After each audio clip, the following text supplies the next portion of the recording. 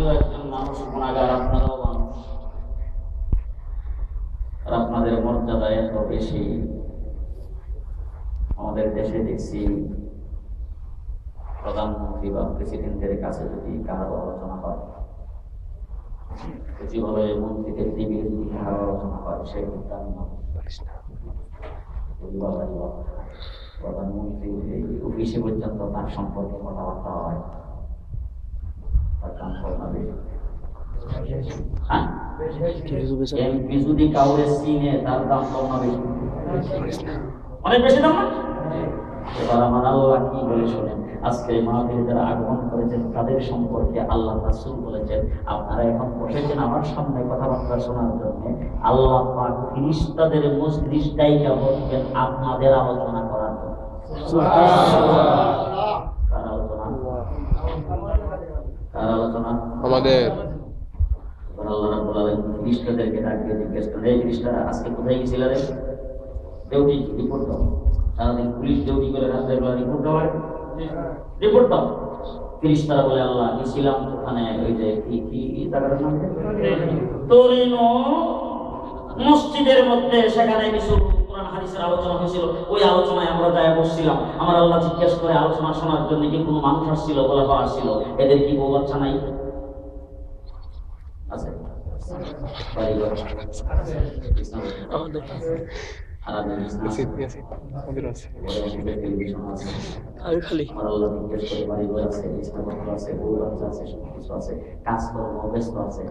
কাজকর্ম করছে এবং ভালো লাগতো, এই বালা এই আরামটাকে হারাম কইরা তারা মসজিদে আইছে, যে কত কইরা তাদেরকে দিছে।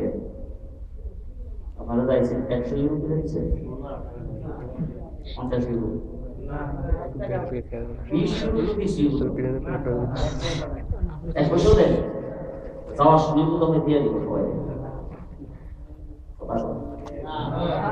দেবেন। কি জন্য আইছেন? যে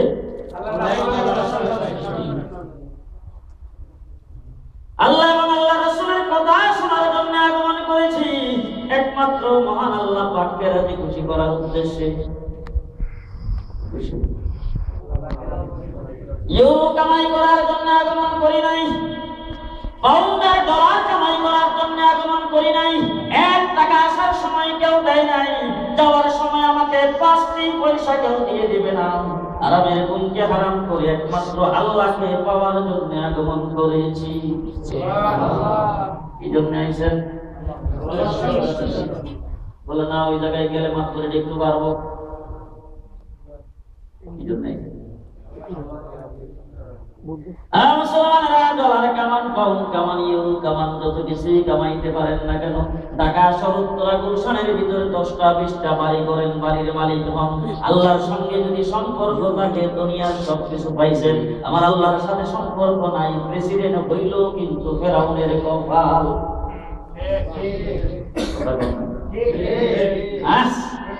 আল্লাহর সাথে সম্পর্ক আছে, দুনিয়ার সব কিছু পেয়েছেন, আল্লাহর সাথে সম্পর্ক নাই, কিছুই পান নাই। ঠিক কিনা? হাফসের গোলাম, কালা কালা কালা, যাইতেবার সালাম জানতো, এমন কালো গাল দিয়েও মোটামোটা, ফুট দিয়েও সব, দাঁতও ঠিক নাই, নাকের সেন্টারও ঠিক নেই। তার নাম কি নাম? লাগানো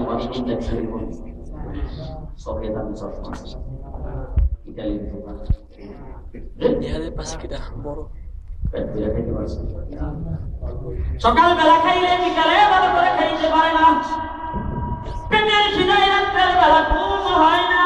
হযরত বেলাল আল্লাহর নবী মেরাজ শরীফে গেছে, জান্নাতের ভিতরে হাঁটতেছি, হযরত বেলালকে সে ডাক দিয়ে বলেন, বেলাল আমি যখন জান্নাতে হাঁটি তখন আমার আগে আগে তোমার পায়ের তালি শুনি। সুবহানাল্লাহ। বেলালের দাম বেশি না আবু জাহেলের দাম বেশি? সম্পদ কার বেশি? বেলাল আল্লাহরে পাইছে, আবু জাহেল ইবলিসকে পাইছে।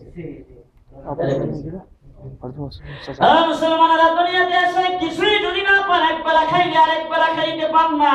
আল্লাহর সাথে যদি সম্পর্ক থাকে, দুনিয়াও পাইছো আখিরাতও পাইছো, আর সবকিছু দুনিয়ার পাইছো, আল্লাহর সাথে সম্পর্ক নাই, তুমি কিছুই পাও নাই। ঠিক সম্পর্ক লাগাইতে হবে আল্লাহর সাথে সম্পর্ক লাগাইতে। নবী মুহাম্মদ রাসূলুল্লাহ সাল্লাল্লাহু আলাইহি ওয়াসাল্লাম পৃথিবীতে আগমন করেছেন মানুষকে আল্লাহর সাথে সম্পর্ক লাগাইবার জন্য। এই জন্য আমরা ভাইরা বাংলাদেশ থেকে সফর করে আপনাদের পর্যন্ত আসার উদ্দেশ্য হলো, যারা বাংলাদেশ থেকে এখানে বসবাস করতেছেন, আপনারা ছিল মুসলমান, আপনারাও মুসলমান, কিন্তু আপনাদের মুসলমানিত্ব আগে ঠিক রাখতে হবে। পাউন্ড আর ডলার আর ইউরোকে 2 নম্বরে রাখতে হবে। ইউরো থাকবে কয় নাম্বার? 2 নাম্বার। ইসলাম থাকবে কয় নাম্বার? 1 নম্বরে হলো আমার ইসলাম। আমি ইউরো কামাইতে যাব, সেখানে আমি চিন্তা করতে হবে কোনটা কামাইলে আমার ঈমান ঠিক থাকবে। কোনটা কামাইলে আমার ঈমান ঠিক থাকবে? ঈমান সেই দিকে ঠিক থাকে, আমি যে ঈমান সেই দিকে ঠিক থাকে, আমার ইসলাম সেই দিকে ঠিক থাকে, আমি সেই দিকে আসি। সাহাবায়ে কেরাম গোটা বিশ্বে সব জায়গায় ছড়িয়ে পড়েছেন। আপনাদের এই জায়গায় রুম আপনাদের রাজধানী, আমি সেখানে আসার পরে যেদিন আসছি ওই দিন রাত্রেবেলা আমার একটা ইমাম, ওই জায়গার মধ্যে আমি ওয়াজ করেছি। আল্লাহ পাক কোরআন শরীফের ভিতরে বলেছেন গলিবাতের রুম,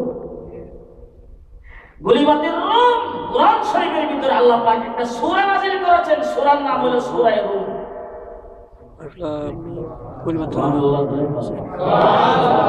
ইতালিতে যারা বসবাস করেন শুনে রাখেন, আপনাদেরকে সুসংবাদ দিয়ে যাচ্ছি, আল্লাহ পাক সেই ইতালির কথা, রুমের কথা কোরআনে আলোচনা একটা সূরা নাযিল করে রাখলেন।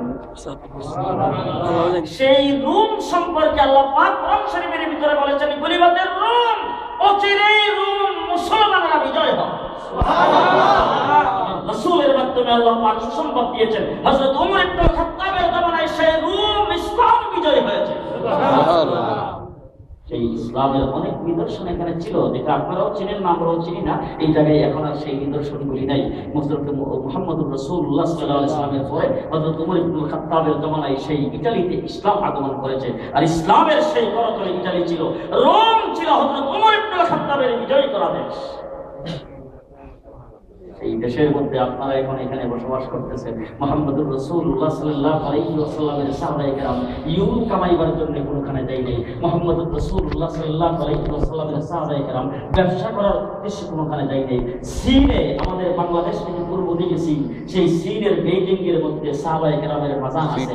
সেই মাজার সাহাবায়ে কেরামের চীনের বেইজিং এ যেমন করে হলো, সেখানে সাহাবায়ে কেরাম আগমন করেছিলেন। ব্যবসার উদ্দেশ্যে আগমন করে নাই, উদ্দেশ্য হলো দ্বীন প্রচার করা, সাথে নিয়ে আসছে ব্যবসা। সাথে কি ব্যবসা? আপনারা যারা এখানে বসেছেন আজকে থেকে কি নিয়ত করতে পারেন যে আমরা দ্বীন প্রচার করব, সাথে থাকবে ইনশাআল্লাহ। জানালাগুলি এই দিকটা খুলছেন, এখন এই জানালা দিয়ে কিন্তু বাতাস কম আসবে না। নিয়ত করছেন কি ওই দিক থেকে আজানের আওয়াজটা যাতে শুনি। এবার আজানের আওয়াজের নিয়ত করে জানালা কাছে এনে দিয়ে বাতাস আসবে না। নিয়ত যে করছেন আজানের আওয়াজ শোনার জন্য, নিয়তের দ্বারা সওয়াব অটোমেটিক আমল নামায় 24 ঘন্টা লেখা হইতেছে, আর বাতাস খাইলেন মুফতে। নিয়ত করেন দ্বীন, নিয়ত করেন ইসলাম, পাউন্ড আর ডলার আর ইউরো কামাইবেন মুফতে। ইউরো আর ডলার আর পাউন্ড এইগুলি কামাইবার জন্য খালেস নিয়ত করা লাগে না। নিয়ত করেন দ্বীন, নিয়ত করেন ইসলাম, ইউরো আর ডলার আর পাউন্ড আসবে মুফতে। দেওয়ার মালিক কে? দেওয়ার মালিক আল্লাহ। আল্লাহ পাক দেয়। আমার আল্লাহ বলছেন বান্দা আমি শুধু দেখি, তুমি পুত্র আত্মসমর্পণ আমার সাথে করো। লা ইলাহা ইল্লাল্লাহ, লা ইলাহা ইল্লাল্লাহ, লা ইলাহা ইল্লাল্লাহ। নাই কোনো মাবুদ আল্লাহ ছাড়া, নাই কোনো মাবুদ আল্লাহ ছাড়া। আমার মতে চলবে না আল্লাহর মত। আমার হুকুম চলবে না আল্লাহর, আরো চলবে আমার হুকুম চলবে না আল্লাহর, আমার মত চলবে না আল্লাহর, আমার আইন চলবে না আল্লাহর, আর আইন চলবে লা ইলাহা ইল্লাল্লাহ, আইন চলবে আল্লাহ, মত চলবে আল্লাহ,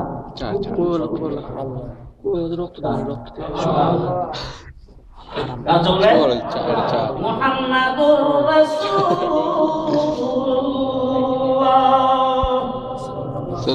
হুকুম চলবে আল্লাহ, তরিকা চলবে নবী। কার তরিকা? কার তরিকা? আমার আল্লাহ বলছেন আকিমুস সালাত, নামাজ কায়েম করো। এবার নামাজ, মাগরিবের নামাজ কয় রাকাত পড়লাম? 3 রাকাত। সেজদা দিছি কয়টা? সবার ভিডিও করতে 3 রাকাত ফরজ নামাজে সেজদা দিছি কয়টা? কয়টা? 2 সেজদার মধ্যখানে উঠে বসছি তো, রুকু থেকে উঠে দাঁড়াইছি তো।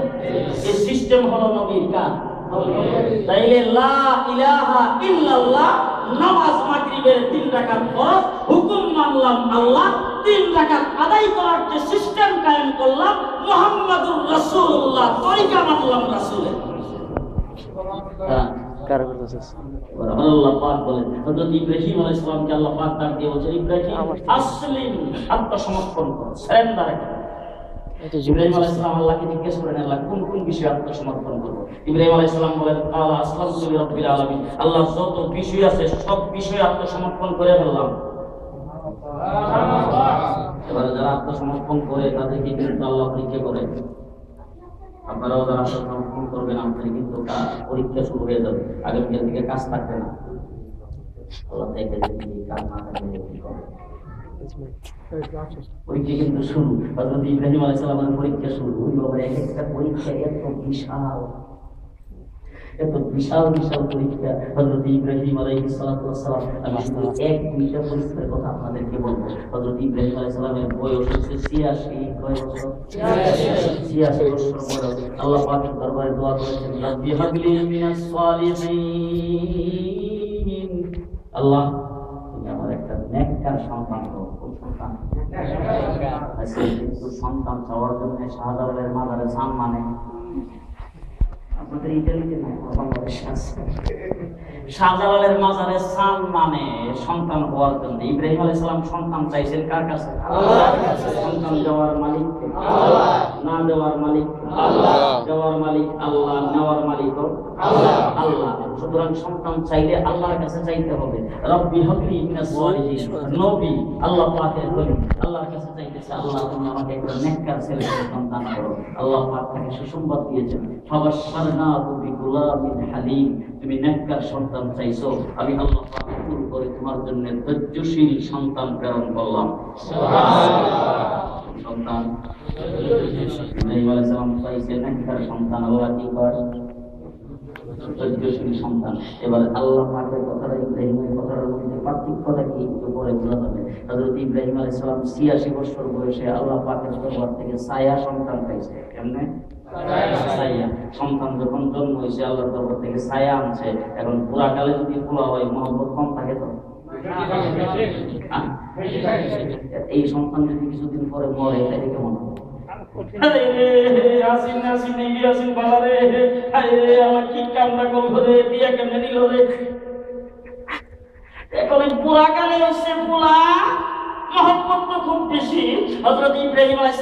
এইবার আল্লাহ পাক কয় যে তুমি না আমার কাছে সবকিছুর ব্যাপারে সারেন্ডার করছিলা, এখন ছেলে সন্তান হওয়ার পরে তোমার সারেন্ডারটা আছে কিনা এটা আবার একটু টেস্ট করা লাগবে।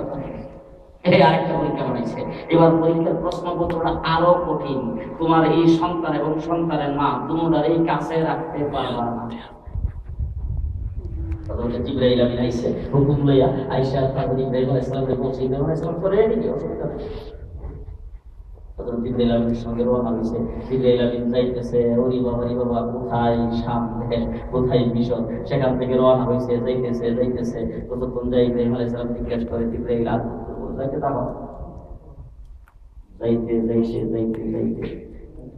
ربنا إني أسكنت من ذريتي بواد غير ذي زرع عند بيتك المحرم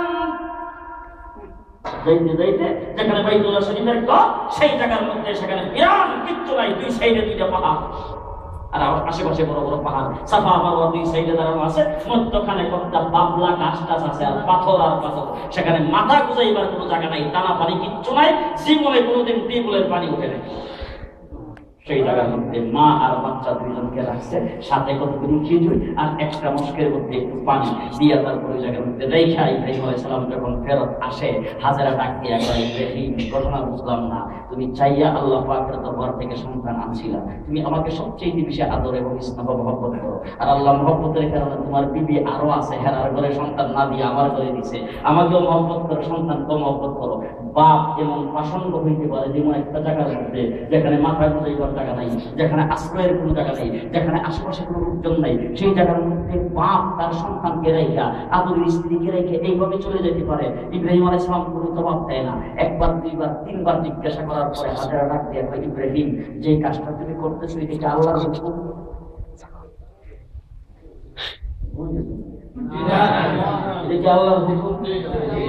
যে কইছে আল্লাহর হুকুম, ইব্রাহিম আলাইহিস সালাম আকাশের দিকে তাকায়া, এই উপরের দিকে তাকায়া মাথা ঝোলানি দিছে। হাজেরা এবার ওই মা বোনদের এই ওয়ার্ডটা শোনায় দিয়েন, এই মা বোনদের জন্য ওয়ার্ড। হাজেরার ঈমানটা কত শক্ত ছিল। হাজেরা দিয়ে বলেছিল, ইব্রাহিম হে আল্লাহর খলিল, আল্লাহ রাব্বুল আলামিন যদি তোমাকে হুকুম করে থাকেন, তুমিও টেনশন মুক্ত হয়ে যাও, আমি হাজারও টেনশন মুক্ত হয়ে গেলাম। আল্লাহর হুকুমে যদি এই জায়গায় আমাদেরকে ফেলে রেখে যাও, আল্লাহ কিভাবে আমাদেরকে লালন পালন করবে আল্লাহ ভালো জানেন। আমার কোনো টেনশন নাই, তোমার কোনো টেনশন নাই। যাও, হযরত ইব্রাহিম আলাইহিস সালাম যখন আত্মসমর্পণ করেছেন, হাজেরা আত্মসমর্পণ করছেন, বাকি আছে ইব্রাহিমের নসিহত করে, তুমি যাও, তোমার কোনো টেনশন নাই, আমার কোনো টেনশন পালবো কেনা। এই জায়গায় মাথা গুজাইবার জায়গা নেই, উপর দিয়ে রৌদ্র লাগতেছে, নিচে দিয়ে বাড়ি গেছে গরম হইয়া, এখানে বাচ্চারা রাখবার জায়গা নাই, কোনো মানুষ আশ্রয়ের কোনো জায়গা নাই, বিপদে বললে একজন লোককেও ডাক দিতে পারবে না, বাহ্যিক সব দেখা যাইতেছে। তো ভরসা কার উপর? ভরসা আল্লাহর উপর। হযরত ইব্রাহিম আলাইহিস সালাম চলে গেছে, হাজেরা এই জায়গার মধ্যে থাকতেছে, ওই যে পানি আর খেজুর দিয়েছিল একদিন পর হইছে, এরপরে না খাইতে খাইতে মার স্তনের দুধ গেছে শুকাইয়া, বাচ্চাও দুধ পায় না, না খাইতে খাইতে বাচ্চাও কাতর হইয়া, এখন কোন সময় মরে এটা ঠিক নাই। মুহূর্তটা খুব ভালো না ঠিক? এবার হাজেরা বাচ্চারে বাঁচাইবার জন্য, কথা কিন্তু আমরা ভালো করে বুঝছেন, বাচ্চারে বাঁচাইবার জন্য, আল্লাহরে পাওয়ার জন্য না, কিন্তু বাচ্চাকে বাঁচাইবার জন্য সাফা পাহাড়ে যায় দৌড়ায় উঠছে যে পানি তো পাওয়া যায় কিনা দেখি, বাচ্চার মুখে একটু পানি যদি দিতে পারি বাচ্চারা কিছু বাঁচত। আগেকার জমানায় ওই সময় আরবে যারা বসবাস করতো, তারা যেখানে পানি পাইতো সেখানে যায় থাকতো, তাদের কোনো নির্দিষ্ট কোনো বাড়ি ছিল না। আর পানি তালাশ করতো কিভাবে? পাহাড়ের উপরে এইভাবে তাকাইতো, তাকায় যেখানে পশু পাখি উড়াউড়ি করে মনে করতো সেই জায়গায় পানি আছে। পাহাড়ের উপরে যাইয়া পানি কোথাও যখন পাই না, মনে মনে ভাবতে চাই রে, মারওয়া পাহাড়ের উপর যাইয়া দেখি আর একটু বেশি দূর দেখা যায়, ওই জায়গার মধ্যে যাই দেখি পানি পাওয়া যায় কিনা। সাফার থেকে মারওয়া পর্যন্ত দৌড় দিয়ে গেছে, আবার মারওয়ায় যাওয়ার পরে মনে মনে ভাবতেছে দেখি আবার সাফাতে যাইয়া পানি পাওয়া যায় কিনা। এমন ভাবে সাফা মারওয়াতে 7টা দৌড় দিয়েছে, 7ম দৌড়ের মাথায় মনে মনে ভাবে বাচ্চারা মরছে না, বাচ্চা একটু দেখি। বাচ্চারা মরলো না, বাঁচলো, একটু দেখি যাইয়া আইসে দৌড়াই ইসমাইল আলাইহিস সালামের কাছে। ইসমাইল যে শোয়া গেছিল, বাচ্চা কিন্তু কানলে দেখে সাইকেল চালায়, এইভাবে হাত পা মারা করে। যদি ইসমাইল যে শুয়ে কাছে শোয়ার তার মোড়াটা তো 3 ইঞ্চ, ওই মোড়া দিয়ে যায় বসা দিছে, ফাস্টফুড করতে হচ্ছে।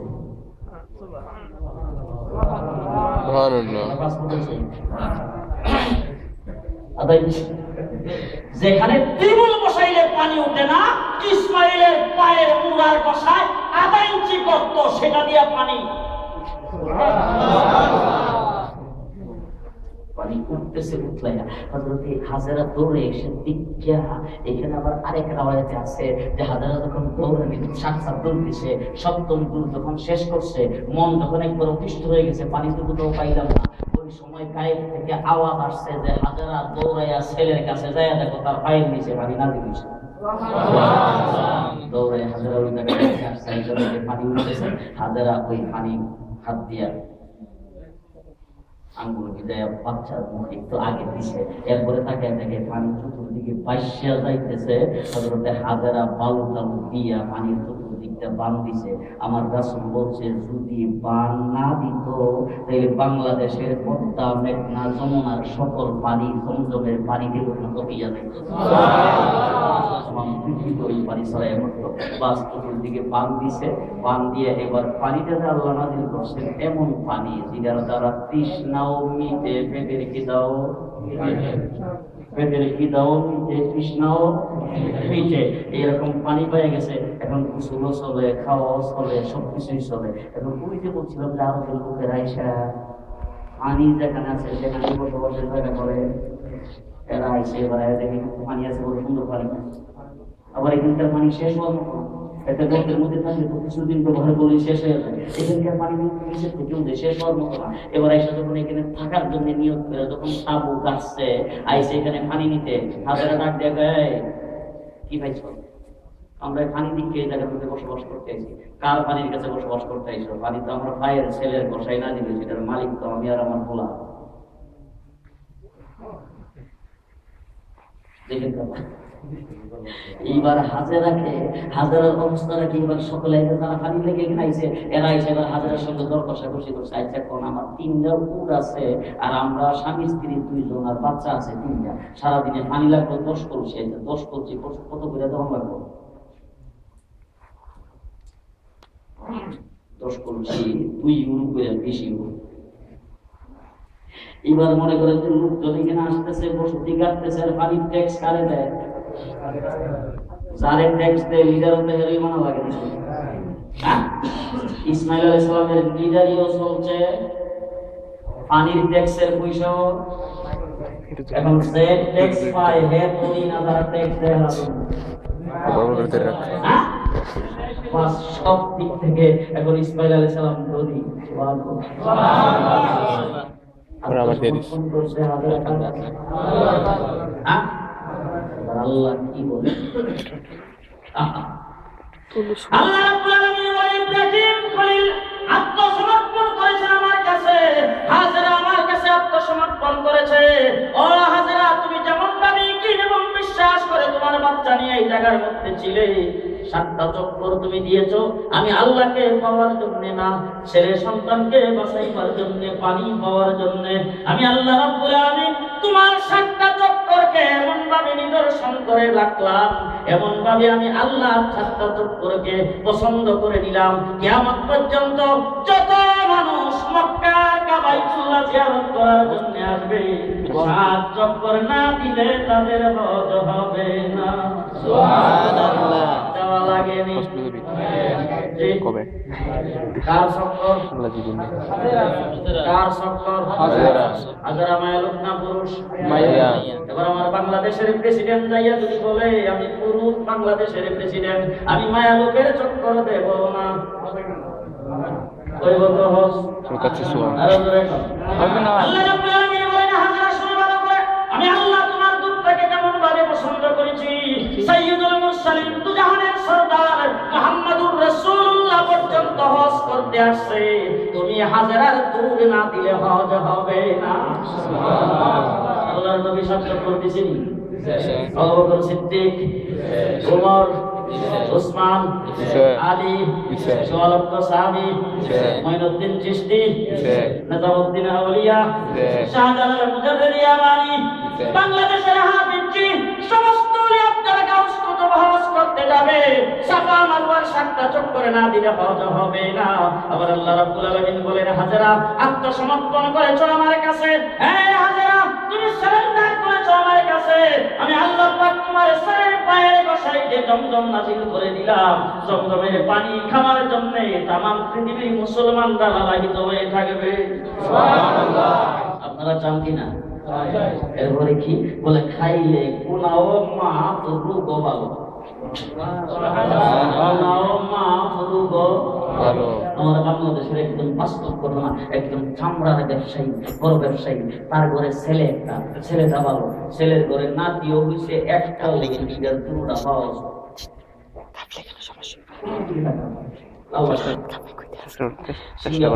ওয়াশিংটন, লন্ডন, তামাম পৃথিবীর সব জায়গায় ঘুরাইছে, লক্ষ লক্ষ টাকা খরচ করছে চিকিৎসার জন্য, কোনো কাম হয় না। এবার সর্বশেষ সিঙ্গাপুর থেকে আইসা ওই দাদা, ছেলের ঘরে নাতি তো, দাদা যে ব্যবসার সর্বপ্রথম প্রতিষ্ঠাতা সামলার ব্যবসায়ী, ওই ব্যক্তি তার ছেলের ডাকতে, বাবার এই চিকিৎসা অনেক করাইছ, ওয়াজে শুনছি জমজমের পানি খাইলে আর বাইতুল্লাহর গিলাপ করে দোয়া করলে নাকি আল্লাহ কবুল করে। তুই একটা কাজ করতে হবে, আল্লাহ পয়সা তো আল্লাহ অনেক দিছে, আর এই পয়সার সম্পদ কে খাইব? তোর সন্তানটাই যদি ভালো না হয়, তাহলে সর্বশেষ চিকিৎসা করার জন্য আমি তো মক্কায় যাব, তুই আমার এই তোর নাতি ছেলেটারে আমার সাথে দিয়া তুই আমার হজে পাঠাইবার ব্যবস্থা কর। ঘটনা, ছেলেটাকে হজে পাঠাইবার জন্য বাচ্চাটারে সব সাথে দিয়া আর মসজিদের ইমাম সাহেব লগে দিয়ে দিছে, হুজুর আপনারা যাইবেন, এই জন্য ব্যবস্থা করে দিয়ে পাঠাইছে। পাঠাইয়া যাইয়া তারপরে উমরা করছে, উমরা শেষ করিয়া 7টা দোয়া করিয়া এরপরে যাইয়া নাতিরে নিয়ে গেছে জমজমের কিনারে, যাইয়া জমজমের পানি বলছে যা খাইতা রস খাওয়াইয়া মকামে ইব্রাহিম একটা জায়গার নাম, যেখানে হযরত ইব্রাহিম আলাইহিস সালামের পায়ের দাগ আছে, যারা মক্কায় গেছেন তারা জানেন, গ্লাস ফিটিং করে সেখানে ইব্রাহিম আলাইহিস সালামের পায়ের দাগ, যেই পাথরের উপর দাঁড়াই হযরত ইব্রাহিম বাইতুল্লাহ তৈরি করেছেন। সেই হযরত ইব্রাহিম আলাইহিস সালামের পায়ের দাগটা দেখাবে, এই জায়গাটার নাম হলো মুকামে ইব্রাহিম। এই মুকামে ইব্রাহিমের ওখানে যাইয়া জমজমের পানি পেট কইরা খাইয়া বাইতুল্লাহ শরীফ সামনে লইয়া তারপরে নাতিটারে পাশে বসাইছে, বসায় আল্লাহর দরবারে চোখের পানি ছাড়তে শুরু করছে, আর পানি খুব পয়সা যাইতেছে, আর আল্লাহরে ডাকতে দিচ্ছে, আল্লাহ তোমার ঘর সামনে জমজমের পানি খাইলে নাকি সকল রোগের সেবা, আমি আমার নাতিটারে সর্বশেষ চিকিৎসায় জমজমের পানি খাওয়াইছি, খাওয়াইয়া তোমার ঘর সামনে নিয়ে হাত উঠাইছি, খালি কতগুলি বলতেছে, নাতি লাভ দিয়া দাঁড়াইয়া বাবারে মাথার মধ্যে তৈরি ডাক দিয়া কর, দাদা আর হাঁটতে হবে না, আমি ভালো হয়ে গেছি। জমজমের পানি হযরত ইসমাঈল আলাইহিস সালামের পায়ের কষাই নাজিল হয়েছে। বৈজ্ঞানিকরা পরীক্ষা করেছেন, শুধু মুসলমান দার্শনিক আর বৈজ্ঞানিক না, পৃথিবীর ইহুদি খ্রিস্টান পানি বিশেষজ্ঞ বৈজ্ঞানিকেরা পরীক্ষা করে বলছেন, তামাম পৃথিবীর আটলান্টিক মহাসাগর, তামাম পৃথিবীর আরব সাগর, তামাম পৃথিবীর সাত সমুদ্র সবগুলো যদি একবারে শুকায়া কাঠ হইয়া যায়, পৃথিবীর কোন জায়গা থেকে যদি দেবটেবুল বসাইলেও এক ফোঁটা পানি না উঠে, কিয়ামত পর্যন্ত জমজমের পানি উঠা 1 সেকেন্ডের জন্য বন্ধ হবে না। সমর্পণ করছেন কার কাছে? কার কাছে? আল্লাহর কাছে আত্মসমর্পণ করেছেন। আল্লাহ পাক এইভাবে জারি করে দিয়েছেন। এবার ইসমাঈল আলাইহিস সালাম খুব সুখে স্বাচ্ছন্দ্যে সেখানে বসবাস করতেছেন। আল্লাহ পাক ইব্রাহিম আলাইহিস সালামকে ডাক দিয়া কয়, ইব্রাহিম তুমি মধ্যে মধ্যে যাইবা, ছেলেকে দেখবা, তোমার বিবিকে দেখবা, এইভাবে যাওয়া আসা ওই জায়গায় করতেছেন। কোরআন শরীফে আল্লাহ পাক বলেছেন, ফালাম্মা বালাগা মাহুস সাইয়া, ফালাম্মা বালাগা মাহুস সাইয়া। হযরত ইসমাঈল আলাইহিস সালাম এতটুকু বয়স পর্যন্ত পৌঁছে, যেই বয়সে পৌঁছলে বাবার আঙ্গুলে দইরা বাজারে বন্দরে বিভিন্ন জায়গায় ঘোরাফেরা করতে যাইতে আছেন। আমাদের দেশে অনেক লোকজন আছেন এরকম 5-7 বছরের 7-8 বছরের বাচ্চারা আঙ্গুল ধরে লইয়া বাজার টাজারে যায়, তখন মায়া মহব্বত কম থাকে। আরে বলো কেমন বেশি থাকে, আঙ্গুল ধরে লইয়া যাইতেছে, আর একজন আইসা বন্ধু আইসা জিজ্ঞাসা কি কেডা গায়ে আল্লাহ মাল একবার হাসি দিয়া, ঠিক না ঠিক? সেই পয়সা আল্লাহর মাল, বন্ধু আয়া আদর হেরো জীবন বন্ধুরও তখন আদর বেশি না কম? এবার ফালাম্মা বালাগা মাহুস সাইয়া, যখন বাবার সাথে আঙ্গুল ধরে সালাতেরা করতে পারে, ওই সময় আল্লাহ পাক ডাক দিয়া কয়, ইব্রাহিম পরীক্ষার প্রশ্ন আরেকটা আছে, বলে দেখি, বলে এইটাকে এই কলিজার টুকরা সন্তানটাকে সবচেয়ে বেশি আদর করো, আমার কাছ থেকে ছায়া নিছো, এটারে এবার আল্লাহর রাস্তায় কুরবানি করে দেব। প্রশ্নটা খুব সহজ। হ্যাঁ, আমরা যদি আল্লাহ আমরা যদি বলি ইসরায়েলের জমিনই থাকতাম না, অন্য আল্লাহ। ইব্রাহিম আলাইহিস সালামকে আল্লাহ পাক স্বপ্নে দেখাইছে, কেমনে? এমনি স্বপ্নে। এবার সকালবেলা উঠতে হযরত ইব্রাহিম আলাইহিস সালাম ছেলেরে কি কয় এই কথাটা কই কিন্তু আলোচনা শেষ। ভালো শুনে দেখেন ছেলেরে কি কইতেছে। আহা ইয়া বুনাইয়া ইন্নী আরা ফিল মানাম আন্নী আসবাহুকা ফানজুর মাযা তারা। যদি আপনারা বুঝতেন কলিজা ফাটা যাইত। ইয়া বুনাইয়া এই ছেলে, কথা শুনতেছ না কইতেছে? ইয়া বুনাইয়া এই ছেলে, ইন্নী আরা নিশ্চয় আমি দেখছি, ফিল মানাম ঘুমের মধ্যে। ঘুমে কেমনে দেখে? ঘুমে কি দেখে? ইয়া বুনাইয়া ইন্নী আরা ফিল মানাম আন্নী আযবাহুকা, তোমাকে জবাই করতেছি। ফানজুর মাযা তারা, আমার এই দেখানোর ব্যাপারে তোমার মতামত কি? কথা বুঝেন না? হ্যাঁ, না বুঝে থাকলে আরেক কথা। ইয়া বুনাইয়া এই জাদুর ছেলে, ইন্নী আরা ফিল মানাম ঘুমের মধ্যে আমি স্বপ্নে দেখেছি, আন্নী আযবাহুকা তোমাকে জবাই করে দিতেছি। ফানজুর মাযা তারা, ফানজুর মাযা তারা, আমার এই দেখার ব্যাপারে তোমার কি মতামত? কত সুন্দর করে ছেলে জিজ্ঞেস করছে। আমরা বলি কি আমরা কি করতাম জানেন? হাতের মধ্যে কামড়ে রে আল্লাহ কিছু করে তোমাকে দাও আল্লাহ হুকুম পালন, আল্লাহ কিছু করে তোমাকে দাও। দেখেন ছেলের সাথে ব্যবহারটা কি করে। আজকের অধিকাংশ ক্ষেত্রে আমাদের কাছে অত্যন্ত তাবিজের লেগে আছে, আমাদের কাছে তাই ওরা আপনাদের শোনাই না, শুনলে যদি আবার আপনার ছেলেরা খারাপ মনে করে। এই জন্য আমাদের কাছে আমরা যেখানে যাই এখানে এই লোকজন এসে কানে কানে অনেক কথা কয়, এটা আমার আচ্ছা কত দূর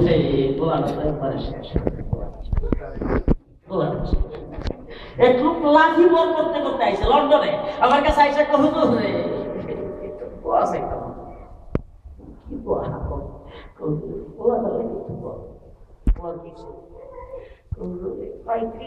বয়স হয়েছে, নামাজ করবে না আরো কিছু করে।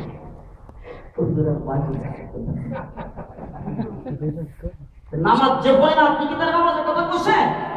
বলে হুজুর কইতে কইতে শেষ পর্যন্ত গত 1 বছর আগে একদিন শেষ রাত্রের বেলা ডাক দিয়েছিলাম। ডাক দেওয়ার পরে হ্যাঁ আমার ডাক দেখো কইরা তুমি মসজিদে যাও, আমি যখন তোমার লাগান পুরো তখন যাবো। এরপর আমি ওই বুড়ারের কাছে না জিজ্ঞেস করলাম পড়েছিলেন? চেষ্টা করছে। আল্লাহ নবী কইছে 7 বছর বয়সে তোমার সন্তানকে নামাজ পড়াও। 7 বছর বয়সে নামাজ পড়াইছিলেন? আল্লাহ নবী কি কইছে? 7 বছর। রাসূল বলছে 10 বছর হইলে যদি নামাজ না পড়ে তার উপর কাট লাগাতে হবে। ছেলের বয়স 35, আপনার বয়স কত? 125। ছেলের বয়স 35, আপনার বয়স কমপক্ষে 55। কারণ 20-এর আগে তো বিয়ে খুব কমই করছে। 60 ধরেন, 60 বছর বয়সের বুড়া আপনি আর 35 বছরের ছেলের যখন নামাজের জন্য শাসন করতে যাবেন, ছেলে তো টাকা দিয়ে আপনি যাবেন মক্কা।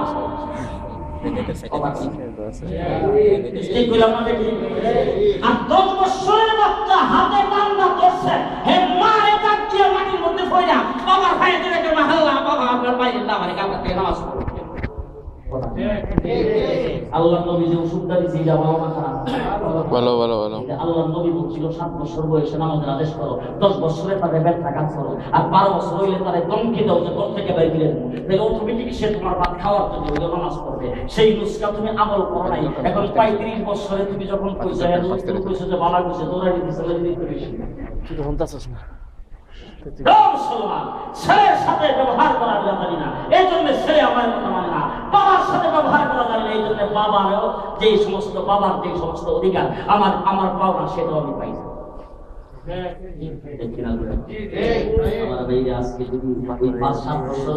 আমাদের আদেশ করতাম তাইলে কিন্তু ছেলে আসলে ভালো হইতো।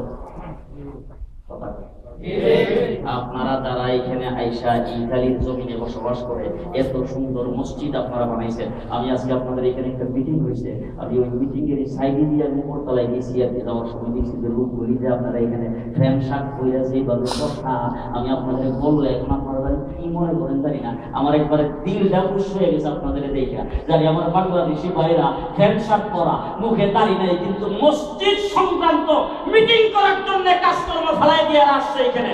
আপনাদের দ্বারা এই কালিতে ইসলাম জিন্দা হবে আমার দিল হুশ হয়ে গেছে আপনাদেরকে দেখা। এই যে সুন্দর মসজিদ আপনারা এখানে বানাইছেন, আপনাদের মসজিদ বানাইবার পেছনে একটা কারণ আছে। সেই কারণটা হলো আপনাদের বাপদা যারা মুসলমান ছিল, আপনাকে 7 বছর 10 বছর বয়সে নামাজের অভ্যাস করেছেন, এই জন্য আপনি নামাজি হয়েছেন। এখন আপনারা যারা মসজিদ বানাইছেন, আপনাদের সন্তানদেরকে যদি 7 বছর বয়সে নামাজের আদেশ না দেন, আর যদি তাকে 10 বছরে নামাজের অভ্যাস যদি না করেন, তাইলে মসজিদ কিন্তু ওই চার্চের মতো বইরা থাকবে। চার্চের মধ্যে বসতেছেন কি কারণে? ইবাদত করার জন্য কেউ চায় না, তার কারণ হলো ধর্মের প্রতি তাদের আগ্রহ কম। আপনার সন্তানেরা যদি ধর্মের প্রতি আগ্রহ না হয়, তাহলে তারাও একদিন মসজিদে, আপনারা কি চান মসজিদে এরকম হোক? এই জন্য প্রত্যেকের সন্তানদেরকে ইমানদার বানানো দরকার। আর যারা মসজিদ বানাইছেন, এই মসজিদ সংক্রান্ত বিষয় নিয়ে আজকে মিটিং করছেন, আপনাদেরকে বলবো মসজিদ বানাই দিলেন, অন্যরা এসে নামাজ পড়ুন, আমি তো বেড়াবো আমি সামনে মসজিদ যারা বানাবে তাদেরকে মসজিদে আল্লাহ পাক তাদের জন্য জান্নাতে বালাখানা তৈরি করবে। তারা আমার নামাজের জন্য নামাজ পড়তে রাখবে, নামাজ পড়ে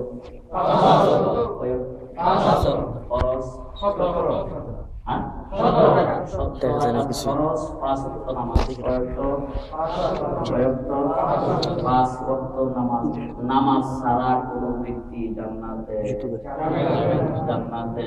যাবে না। সালাতু মিফতাহুল জান্নাহ, নামাজ ছাড়া জান্নাতের তালা খোলা হবে। নামাজ ছাড়া জান্নাতে কেউ ঢুকতে পারবে না। আর জোরে কাম না যাবে কেউ না। রাসূল বলেছেন 5 ওয়াক্ত নামাজ যে ব্যক্তি পড়বে, আল্লাহ পাক তাকে হাসরের ময়দানে বিনা হিসাবে জান্নাত দেবে। সুবহানাল্লাহ। কি দিবেন? বিনা হিসাবে আল্লাহ পাক তাকে জান্নাত দিবে। নামাজি ব্যক্তির জন্য 5টা পুরস্কার। কয়টা? 5টা পুরস্কার। 1 নম্বর পুরস্কার হলো যেটা কামাইবার লাগি আপনারা এই দেশে আইছেন, এটা ঘুমাইলে তো কথা বল, যেটা কামাইবার জন্য এই দেশে আইছেন হিজা। 5টা পুরস্কারের প্রথম পুরস্কার হইল, আমার আল্লাহ বলেন দুনিয়ার অভাব অনটন সব দূর, দুনিয়ার অভাব অনটন সব দূর করে দেওয়া হবে। 1 নম্বর পুরস্কার। 2 নম্বর পুরস্কার কবর আযাব না। 3 নম্বর পুরস্কার হাসরের ময়দানে তোমাকে আমলনামা দিবে। সুবহানাল্লাহ। 4 নম্বর পুরস্কার আরশের ছায়া নিচে জায়গা। সুবহানাল্লাহ। 5 নম্বর পুরস্কার বিনা হিসাবে। সুবহানাল্লাহ। কোন জিনিস? 2 নম্বরটা আছে ইন্নাস সালাতা তানহা আনিল ফাহশাই ওয়াল মুনকার। আজকে যত মারামারি কাটাকাটি যত কিছু হচ্ছে, আমি আপনাদের এখানে আসলাম, ঘুমিয়েছিলাম, ঘুমিয়েছিলাম, আর এখানে সফর করছি। এই সফর করে সপ্তাহে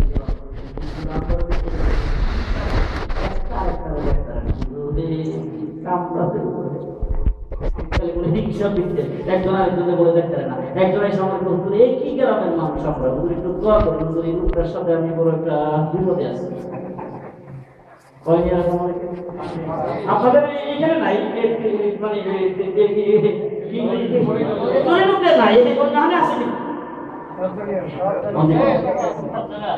আমার আল্লাহ কি বলছেন? ইন্নাস সালাতা তানহা আনিল ফাহশাই ওয়াল মুনকার। নামাজ যদি 5 ওয়াক্ত ঠিকমতো পড়ো, আমার আল্লাহ বলেন তোমার সমস্ত মারামারি আমি আল্লাহ তোমাকে হাতে দূর করে দেব। নামাজ 5 ওয়াক্ত করলে তোমার সব কিছু মারামারি কাটাকাটি খুন খারাপি তোমার যত খারাপই আছে সব দূর করে দেবে। আমি খুব খারাপ মানুষ, কিন্তু আমি যখন নামাজ পড়তে আছি মাথায় টুপি, গায়ে পাক পবিত্র জামা, এবার মাথায় টুপিটা দিয়ে আমি বাইরে গেলাম। বাইরে গেলে কিন্তু তখন একটা মায়ের সামনে থেকে দিকে তাকাই তো আমার মনে দুঃখ লাগে। মাথায় টুপি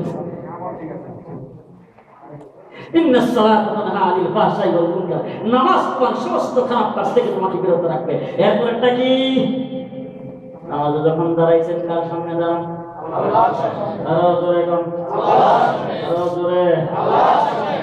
সময় মক্তবের মধ্যে পড়তে চাইতাম, আর আমরাও মক্তব পড়াইছি। ওই সময় দেখতাম মক্তবে ছোট ছোট বাচ্চারা পড়তে যায়, এরা কিন্তু সামান্য একটু ফাঁক পাই। খালি উস্তাদ যদি নিস্তার থেকে বাথরুমে গেছে 10 মিনিটে দেখবেন যে রাষ্ট্রটা পুরাটা ঠিক না ঠিক। তখন অনেক সময় উস্তাদ দেখতে মাইশা তখন কিছু মাথা নিচের দিকে দিয়ে বসে কিছু একটা তুই না করলে এরকম যখন দুষ্টামি একটা ধাক্কা দেয়, একজন স্বীকার করে না, তখন কি করে তার উস্তাদ দিতে ডাকে বুদ্ধি তোরা সবগুলো অপরাধী লাইন দিয়ে রাখা লাইন দিয়ে রাখা লাইন দিয়ে রাখা লাইন সোজা করে খারাপ করছে। এই খারাপ করছে অপরাধী কি লেগা কারণে অপরাধী সব লাইন সোজা হয়ে রাখা হয়েছে। নামাজের মধ্যে যখন লাইন সোজা হয়ে রাখা, আমার আল্লাহ ফেরেশতাদের দেখে কই যে দেখ অপরাধীরা লাইন সোজা হয়ে রাখা হয়েছে। সুবহানাল্লাহ জোরে কর সুবহানাল্লাহ। অপরাধীর বেশে লাইন সোজা করে যখন দাঁড়িয়ে গেছে, এবার আল্লাহ রাব্বুল আলামিন কি বুঝাইতে চাইছেন ভালো করে বুঝেন। মক্তবের ছেলেদেরকে লাইন ধরে খাড়া করে উস্তাদ ডাক দিয়া বলে তাড়াতাড়ি স্বীকার কর যে কি করছো। কেউ স্বীকার করে না। তারপরে ডাক দিয়া কই সবাই কানে ধর, কানে ধর সব। তখন দেখছি অনেক ছেলেরা ডাক দিয়া তুইতে পারি দিয়া কানে ধর না। এই বোঝা গেল কানে ধরাটা বড় কর অপরাধের শিকার। ঠিক না বেটি? ঠিক কিনা? আল্লাহ রাব্বুল আলামিনের দরবারে লাইন ধরে দাঁড়াইয়া কান পর্যন্ত হাত উঠাইয়া আমার আল্লাহ রাব্বুল আলামিন কি বুঝাইতে চাইছেন? আল্লাহ অপরাধী লাইন ধরে দাঁড়াইনা কানে ধরে অপরাধে স্বীকার করুনা। কানে কানে অপরাধ স্বীকার করছে।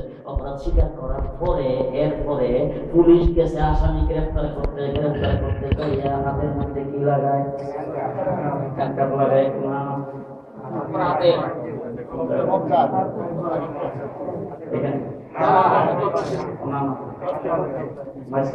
অনেক কিছু বলে ফেলতেছি, বুঝলে আলহামদুলিল্লাহ না বুঝলে খেতে পারছে রেখে মরে কানে ধরে অপরাধ স্বীকার করে এই জায়গার মধ্যে হ্যান্ডকাপ লাগাইয়া আমার আল্লাহকে বুঝাইলেন, আল্লাহ আমি যে সত্যই কারাবরণ করে ফেলেছি। সুবহানাল্লাহ। সত্যই কারাবরণ লাইন দিয়ে রাখা হয়েছে অপরাধী। এরপরে কামদের অপরাধ স্বীকার করছেন, হাতটা এখানে বাইন্দা এখানে জোড়াত করে বলছেন আল্লাহ সত্যই কারাবরণ করে ফেলছি। আমার আল্লাহ ফেরেশতাদের ডাক দেয়, ফেরেশতা সাক্ষী তাক আর ওইতে তেরি মাফ করতে দে। সুবহানাল্লাহ সুবহানাল্লাহ। ফজরের নামাজ কয় রাকাত? ফরজ কয় রাকাত? জোহরের নামাজের ফরজ কয় রাকাত? আসরের নামাজের ফরজ কয় রাকাত?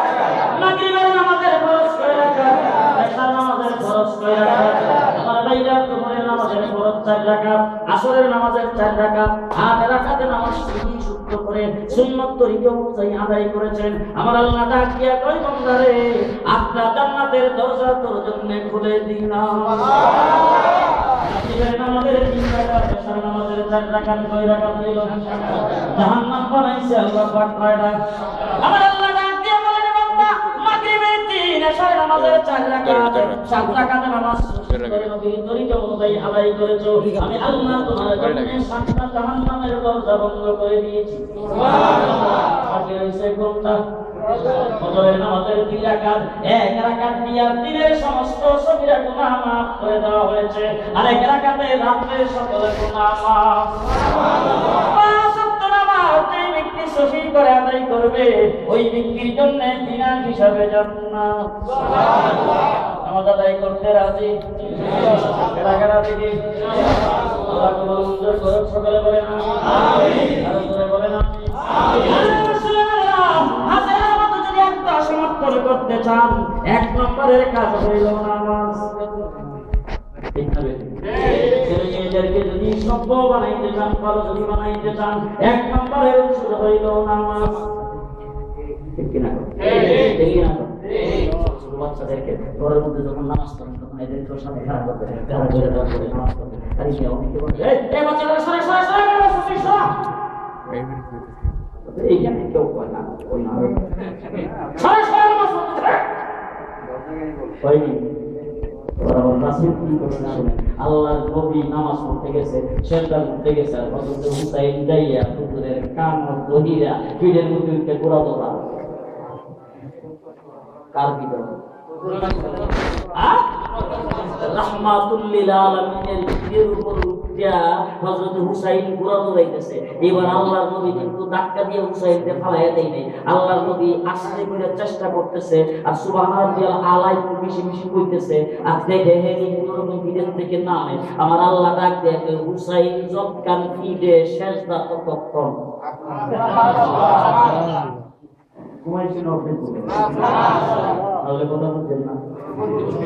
আল্লাহ নবী আল্লাহ ডাক দেখে হুসাইন যতক্ষণ সেজদা, হুসাইন যতক্ষণ পিঠে তোমার সেজদা অতক্ষণ। তাই আল্লাহর নবী নামাজ পড়তেছে, হুসাইন যদি ভিডিও উঠতে বলতে পারে, তা আপনার ছোট বাচ্চারা ভিডিও উঠতে বলে নামাজ ভেঙে যায়। এটাতে দৌড়ে দেখে দেখে এর আপনার সাথে খারাপ করে এর যখন দেখবেন যে লাভ দিয়ে সিটিয়ে বেড়ে গেছে, কেন করছে? সিটিয়ে বেড়ে গেছে। আপনাদের এই দেশে 3 বছর 4 বছরের বাচ্চা মরে না? হাসরের ময়দানে আল্লাহ রাব্বুল আলামিন ওই বাচ্চাদেরকে কি করবে জানেন? আল্লাহ ঘোষণা দিবেন, বাচ্চারা তোমরা সবাই বিনা হিসাবে জান্নাতি, সব জান্নাতের দিকে যাও। বাচ্চারা দৌড়ে যায় মিজানের পাল্লার গোড়া এখানে লাইন ধরে কাটছে। ফেরেশতারা এসে টাকা দিবে, তোমরা না আল্লাহ কইছে তোমরা বিনা হিসাবে জান্নাতি, তোমরা তো কোনো ওজন হবে না, হিসাব হবে না, তোমরা জান্নাতে যাও না কেন? এই বাচ্চারা খাবে, কইব না আমরা না খাবে, দেখবো আমার মা বাবা তোমরা কি হয়। মা বাবার উপর এই জন্য ওই যাদের ছোট বাচ্চা কাছে মারা গেছে, দেখেন আমরা দেশের মায়ের কাছে মাটির মধ্যে ঘুরে ঘুরে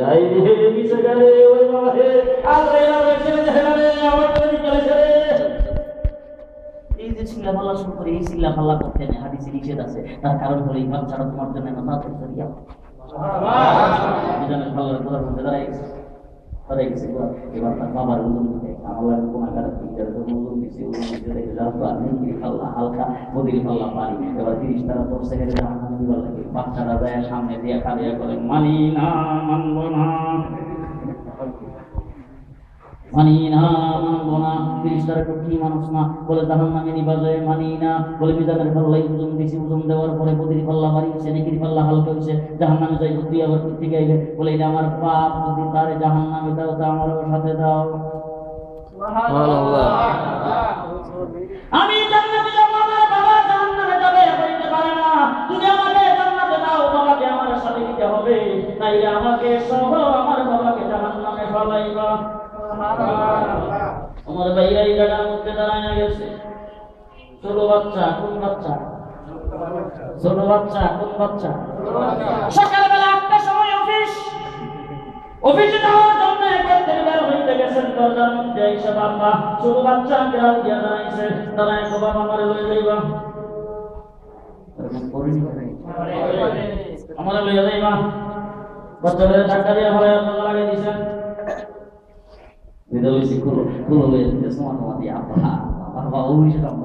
বিকাল বেলা তোমাকে চিপস লই আসবো, চিপস চিপস এইসব কথা বল। হ্যাঁ সব শুনে বাবারি বাবা, হ্যাঁ অফিসের টাইম কিন্তু